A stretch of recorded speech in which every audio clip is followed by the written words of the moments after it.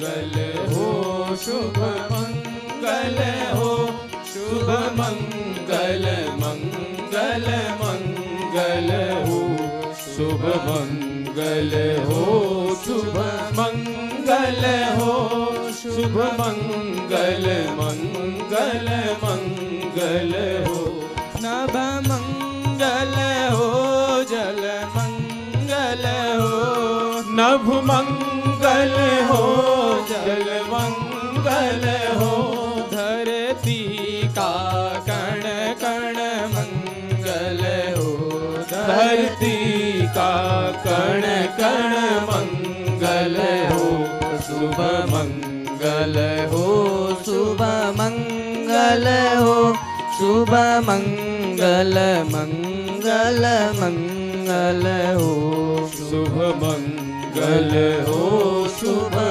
मंगल हो, शुभ मंगल मंगल मंगल हो, दिन मंगल हो, निशि मंगल हो, दिन मंगल हो, निशि मंगल हो, जीवन का हर क्षण मंगल हो, जीवन का हर क्षण मंगल हो, शुभ मंगल हो, शुभ मंगल हो, शुभ मंगल मंगल मंगल हो, शुभ मंगल हो, शुभ मंगल हो, शुभ मंगल मंगल मंगल हो, तन मंगल हो, मन मंगल हो, तन मंगल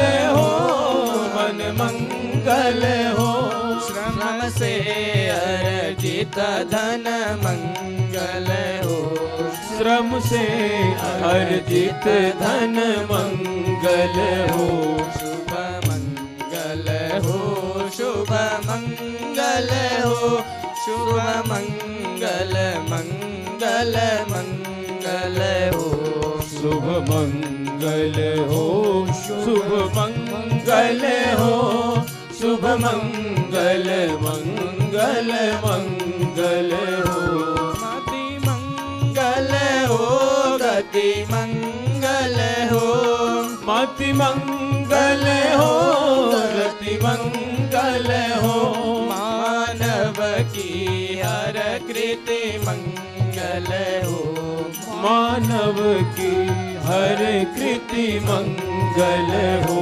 शुभ मंगल हो, शुभ मंगल हो, शुभ मंगल मंगल मंगल हो, शुभ मंगल हो, शुभ मंगल हो, शुभ मंगल मंगल मंगल हो, शुभ मंगल मंगल मंगल हो, शुभ मंगल मंगल मंगल हो।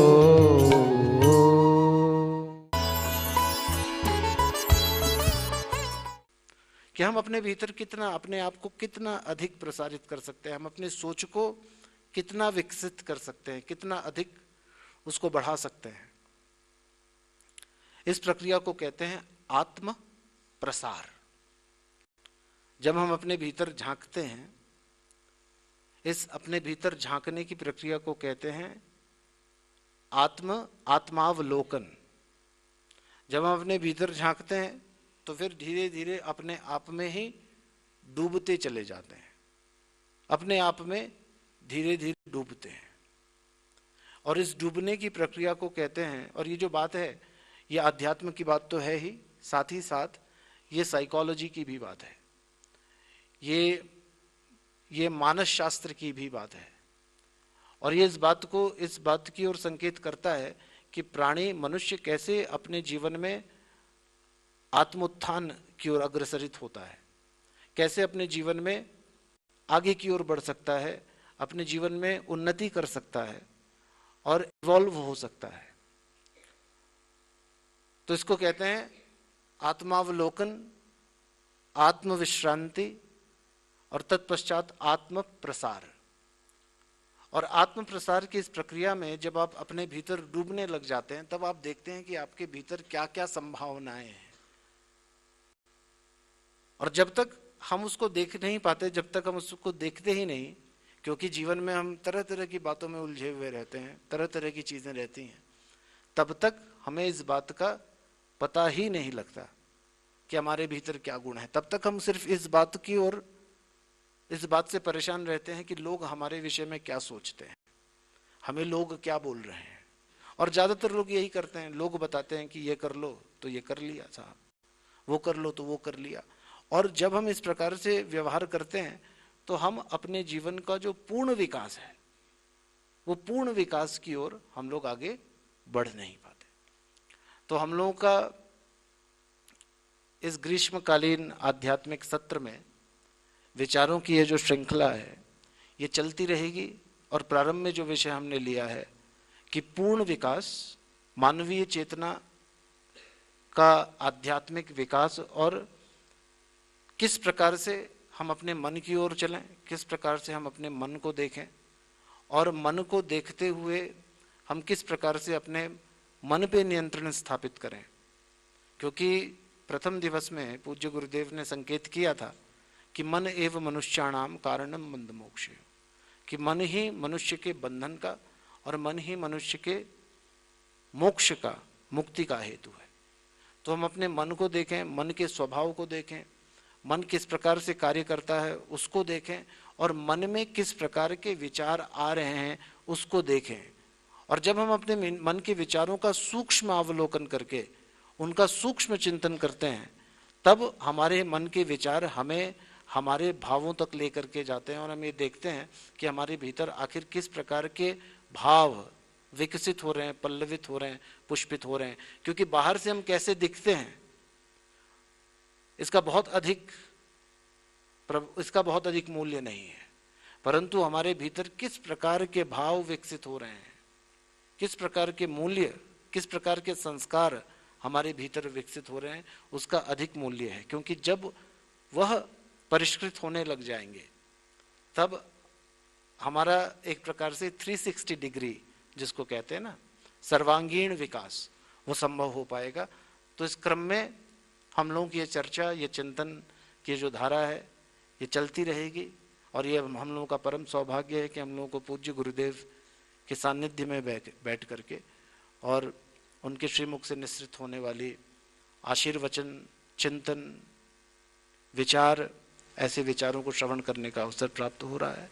बस आज इतना ही कह के अपनी वाक पुष्पांजलि को पूज्य गुरुदेव के श्री चरणों में अर्पित करते हैं। हरिओम तत्सत, हरिओम तत्सत, हरिओम तत्सत। श्री सच्चिदानंद भगवान की जय।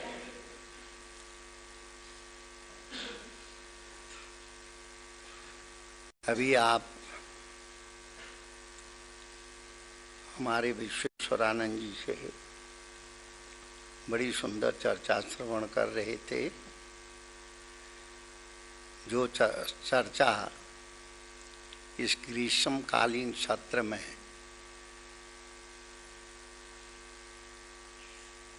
प्रथम दिवस आरंभ की गई थी, दुर्लभम मानुषो देहे देहिनाम क्षणभंगुर, ये नवयोगेश्वर और महाराजा नीमि के संवाद के रूप में कहा गया है। और हमारे धार्मिक ग्रंथों में भी इसकी बड़ी सुंदर व्याख्या की गई है।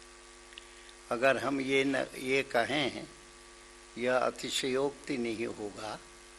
इन्हीं शब्दों के माध्यम से जो जो मानव सभ्यता विकसित होती गई, त्यों त्यों व्यक्ति ने इन्हीं शब्दों के आधार पर उसका चिंतन करके अपने जीवन को ऊंचाई से ऊंचे की ओर वो ले गए हैं।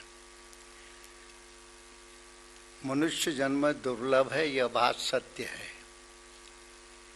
किंतु दुर्लभ का भास हमें तभी होगा जब हम अपने अंदर की कमियों को देखेंगे, हमारा जीवन किस तरीके से चल रहा है। बहुत से लोग उस तरफ विचार ही नहीं करते हैं। बहुत से महापुरुषों ने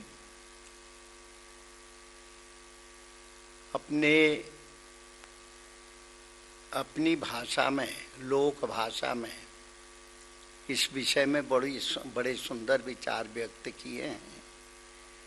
गोस्वामी तुलसीदास जी के ही हम क्रम को लें। नरतन भव सागर कहूँ बेरो, सन्मुख मरुत अनुग्रह मेरो, करणधार सतगुरु दृढ़ नावा, दुर्लभ साज सहज करी पावा। ये गोस्वामी तुलसीदास जी ने अपने चिंतन के माध्यम से जब वो गहराई में पहुँचे तो उन्होंने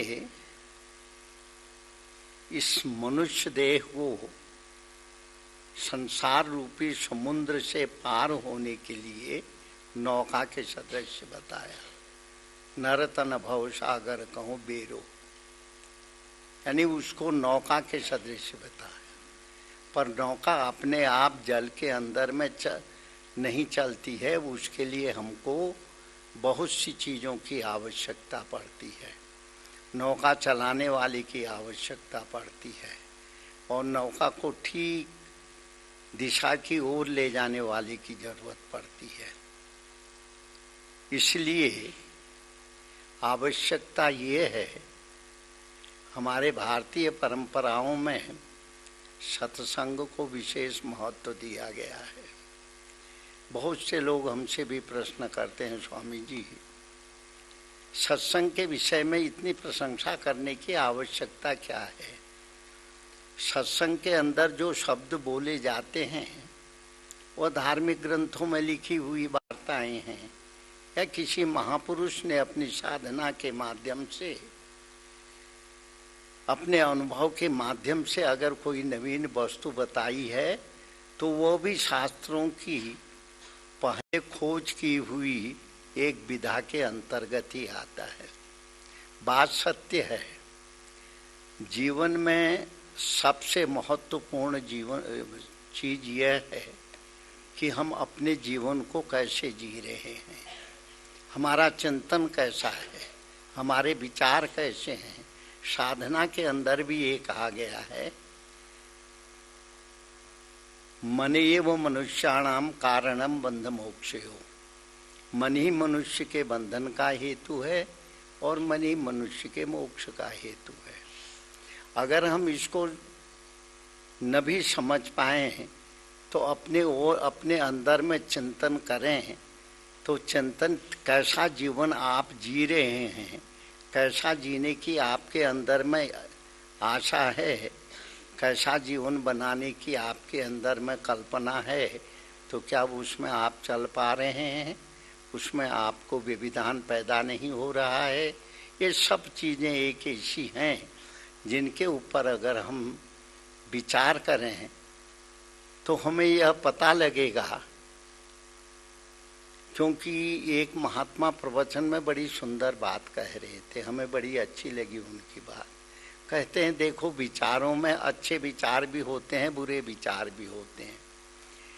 जिस गति से अच्छे विचार हमारे अंदर में आते हैं उसी गति से बुरे विचार भी हमारे अंदर में आते हैं। पर प्रश्न यह है कि हमारे चिंतन में बुरे विचार हावी होते हैं या अच्छे विचार हावी होते हैं। अगर हम कहीं पे कमजोर पड़ जाते हैं तो बुरे विचार हावी होते हैं।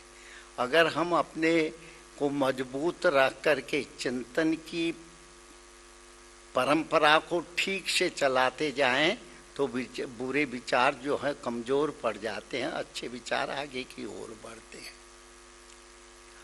इसके लिए पुस्तक की आवश्यकता नहीं है। आप पुस्तक में ये लिखा है, अगर आप ये पूछें कि ये कौन सी पुस्तक में ये लिखा गया है, इसमें पुस्तक की आवश्यकता नहीं है। अपने विचारों का आप चिंतन कीजिए। आपके अंदर में उठने वाली जो विचार हैं वो विचार किस रूप में आपके अंदर में आ रहे हैं। यानी जब आप विचार आरंभ करते हैं उस समय अपने मन की स्थिति को पढ़ने की कोशिश करें। जब विचारों में आप खो जाते हैं, उनमें का चिंतन करते हैं, उस समय मन को पढ़ने की कोशिश कीजिए। जब विचारों का जब चिंतन होता है, इसके परिणाम स्वरूप हमारे जीवन में जो एक जीवन जीने की शैली बनती है, उस समय का आप विचार कीजिए, तो आपके सामने स्वाभाविक रूप से यह सत्य उद्घाटित होने लगेगा कि जो है, जितना हम सोच रहे थे उतना यह सरल नहीं है, इसके लिए पीछे हमको लगना पड़ेगा। इसी बात को ध्यान में रखते हुए कृष्ण कहते हैं, मन एव मनुष्याणाम कारणम बंध मोक्ष हो। मन ही मनुष्य के बंधन का कारण है और मन ही मनुष्य के मोक्ष का कारण है। हमारा चिंतन ही हमको अच्छे रास्ते की ओर ले जाता है और हमारा चिंतन ही हमको बुरी दिशा रास्ते की ओर ले जाता है। अब निर्णय ये लेना है, चिंतन तो हर एक व्यक्ति करता है, वह चिंतन में जो अच्छे विचार हैं उसमें हमको रस आ रहा है या उसमें हमारी आस्था दृढ़ हो रही है, या बुरे विचार भी आते हैं तो उसमें हमारे जो है विचार यानी हमारे अंदर में क्या भाव पैदा हो रहा है। अगर अच्छे विचारों की आस्था में हमारे अंदर में सात्विक गुण जब विकसित होने लगता है, तत्त कर्म के माध्यम से, चिंतन के माध्यम से हमारी जीवन शैली में थोड़ा परिवर्तन होने लगता है। उस समय बुरे विचार किस रूप में हमको प्रेरित करते हैं, हमारे जीवन में आते हैं। कभी कभी ऐसा होता हुआ भी देखा गया है, बहुत से अच्छा चिंतन करने वाले व्यक्ति भी कभी कभी जो है उस चिंतन के से भी भटक जाते हैं और बुरे रास्ते की ओर अग्रसर हो जाते हैं। ऐसी बातें हमारे शास्त्रों में, हमारे धर्म ग्रंथों में जगह जगह पर कही गई है। तो इसलिए प्रश्न यह है, हम अच्छे विचार अपने जीवन में रख करके उसको उसमें चलते हुए परिवर्तन हो जाएगा तो हम उस क्षेत्र में प्रवेश कर जाएंगे। जैसे एक छोटा सा विद्यार्थी लोग पढ़ रहे हैं, हर एक विद्यार्थी की इच्छा होती है पढ़ने के बाद में करूँगा। कोई सोचता है मैं व्यापार करूँगा, कोई सोचता है सर्विस करूँगा, कोई सोचता है मैं मास्टर बनूँगा, अपनी अपनी सोच के मुताबिक। और जो पढ़ते हुए आगे जाता है त्यों उसके विचार और विकसित होने लगते हैं, तो IAS MPS तक की भी छलांग वो अपने विचारों के माध्यम से अपने अंदर में लाता है। कोई उसमें सफल भी हो जाता है और कोई उसमें असफल भी हो जाता है। विचार हमारे अंदर में स्वाभाविक रूप से आते हैं। अब वो विचारों को हम किस रूप में देखें, ये हमारे ऊपर है। इसीलिए हमारे शास्त्रों में सत्संगत की बड़ी महत्वता कही गई है। अच्छे विचारवान व्यक्तियों के बीच में जब आप जाएंगे तो आपके अच्छे विचार आपको श्रवण करने पड़ेंगे। आप पौराणिक कथाओं में पढ़ते ही हैं, आजकल कथाएं बहुत होती हैं, भागवत की कथा होती है और भी अनेक पुराणों की कथाएं होती है। सत्संग के माध्यम से अनेक महापुरुष लोग अनेक वार्ताओं के माध्यम से आपको समझाने की कोशिश करते हैं, पर जिसमें हर व्यक्ति का उसमें अपना चिंतन होता है, हर व्यक्ति की अपनी सोच होती है, सोच के अनुसार वो बनता है। इसलिए जैसे अभी हमारे विश्वेश्वरानंद जी ने आपको बताया कि मन एक बहुत महत्वपूर्ण इकाई के रूप में हमारे अंदर में काम करती है, बहुत महत्वपूर्ण इकाई। अगर हम अपने मन को ठीक से समझ लें तो कभी भी हमारे जीवन में भटकाव नहीं आता है। हम एक अच्छे रास्ते की ओर जा करके अपने लक्ष्य तक पहुंच जाते हैं, बहुत से पहुंचते हैं, बहुत लक्ष्य के नजदीक पहुंच जाते हैं। तो सत्संग का मतलब यही है जहाँ पर सद विचारों का आदान प्रदान होवे। व्यक्ति देखो, आप अपने अंदर में सवेरे से लेकर के शाम तक खैर 24 घंटे यानी 12 घंटे भी आप एक विचार में जीवित तो नहीं रह सकते। कभी कुछ आएगा, कभी कुछ आएगा, कभी कुछ आएगा। कभी व्यापारी होगा तो दुकान की बात सोचेगा, और काम करने वाला व्यक्ति और सोचेगा। विचारों का एक प्रवाह हमारे जीवन में हमेशा चलते रहता है। पर इसमें प्रश्न यह है कि कौन विचार हमारे अंतर को अधिक प्रभावित कर रहे हैं, कौन विचार हमारे लिए बहुत महत्वपूर्ण रूप से हमारे अंदर में उभर रहे हैं। यही महत्वपूर्ण है और यही सत्संग है। इसलिए दुर्लभो मानुषो देहे देहिनां क्षण भंगुर, जो महाराजा निमि ने 9 योगेश्वरों से प्रश्न किया था, 9 महापुरुषों से उन्होंने 9 प्रश्न किए थे। पहला प्रश्न था, जब उन्होंने संतों का अभिवादन शुरू किया तो उन्होंने सबसे पहले संतों से यही प्रश्न किया, दुर्लभो मानुषो देहे। अब देखो, मानुष जन्म भी कह सकते हैं। बहुत से लोग इस बात को मनुष्य के जन्म के साथ जोड़ते हैं। ये दुर्लभ है कि हम मनुष्य शरीर प्राप्त कर लें, यह भी संगति है, इसको भी, ये भी अच्छी बात है। बहुत से लोगों का मानना यह है, हम चिंतन कैसा कर रहे हैं, कैसे हमारे विचार हैं, और हमारे विचार किस ओर हम हमारी बुद्धि को प्रेरित कर रहे हैं, और वो बुद्धि हमारे विचारों के द्वारा किस रास्ते को वो ठीक समझ करके हमको उस दिशा की ओर ले जा रही है। ये सब चीजें हमको सत्संग के माध्यम से श्रवण करने को मिला है। कल्याणी का हिमालय देवस्थानम, यह सुंदर एक वातावरण के अंदर निर्मित हुआ आश्रम है। चारों तरफ वनस्थली है, हिमगिरी पर्वत है, और यहाँ पे चियानमुखी बनाने वाली जो वृत्तियाँ हैं, अधिकतर आप देखेंगे जब आप ऐसे विलासिता के जीवन में, और विलासिता जहाँ पे बहुत प्रबल रूप से फैली हुई है, उन लोगों के बीच में जाएंगे, उस समय आप अपने मन की परिस्थिति, मन को पढ़ेंगे, या जब ऐसे वातावरण में बैठ करके आप अपने मन को पढ़ेंगे तो आपको स्वतः उसका अनुभव होगा। कुछ वातावरण ऐसा होता है जहाँ पे हमारा मन प्रसन्न होता है, बार बार अच्छे विचारों के में जो है रमने लगता है, अच्छे विचार आने लगते हैं। और कुछ ऐसा भी होता है जहाँ विचारों में विसंगतियाँ होती हैं, अनेक तरह के कि मन की चंचलता, मन का बहिर्मुखता, वो हमको पीड़ित करती है। बस अंतर इतना ही है। तो इसलिए दुर्लभो मानुषो देहे, ये मनुष्य जन्म दुर्लभ है। देहिनां क्षण भंगुरा, पर है यह क्षण भंगुर। क्षण भंगुर जीवन की कणिका, कल प्रातः ही जान खिली न खिली। इसको अक्सर बहुत से लोग, आप लोगों में ने भी इसको सुना होगा, शायद पढ़े भी होंगे।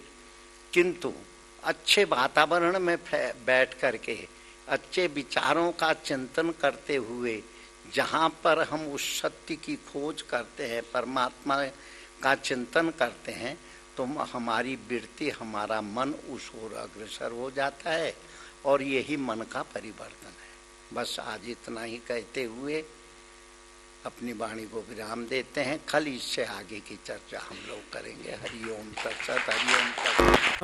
मंगल हो, शुभ मंगल हो, शुभ मंगल, मंगल मंगल हो।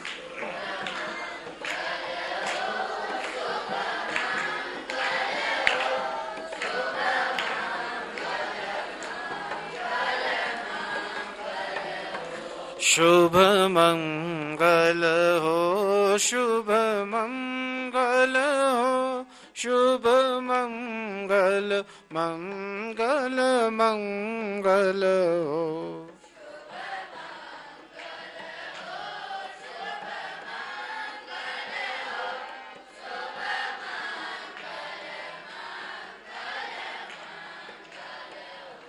नभ मंगल हो, जल मंगल मंगल हो।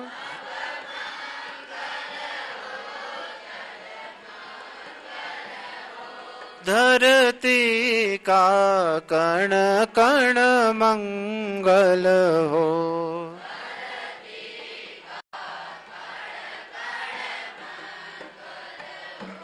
शुभ मंगल हो, शुभ मंगल हो, शुभ मंगल, मंगल मंगल हो।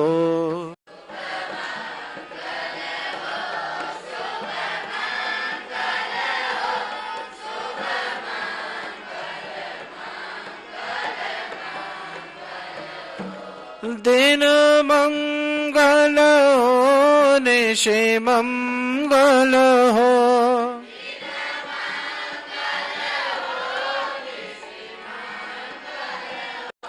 जीवन का हर क्षण मंगल हो।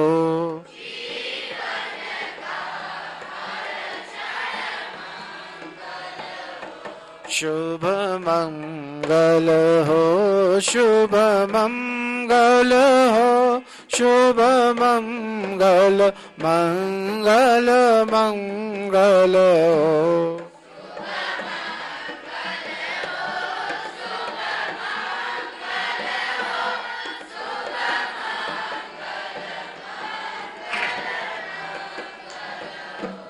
तन मंगल हो, मन मंगल हो।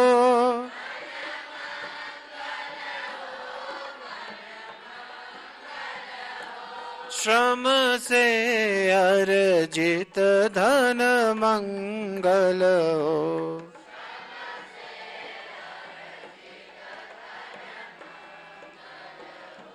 शुभ मंगल हो, शुभ मंगल हो, शुभ मंगल, मंगल मंगल हो।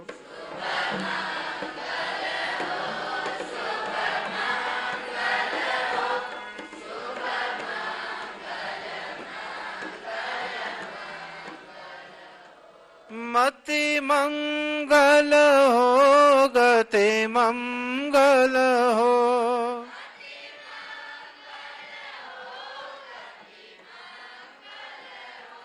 मानव की हर कृति मंगल हो।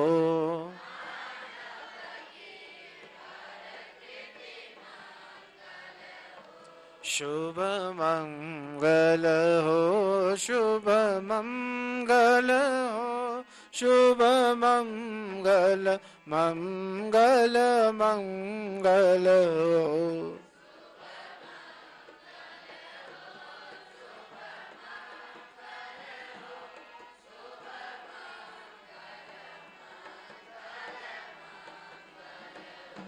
शुभ मंगल, मंगल मंगल हो।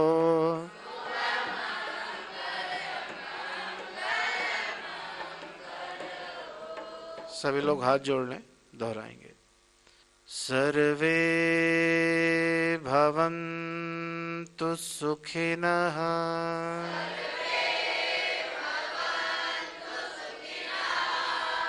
सर्वे सन्तु निरामया,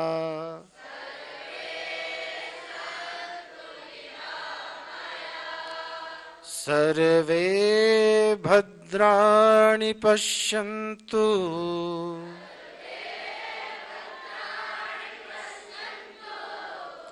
मा कश्चित् दुःखभाग् भवेत्। ओम शांति शांति शांति।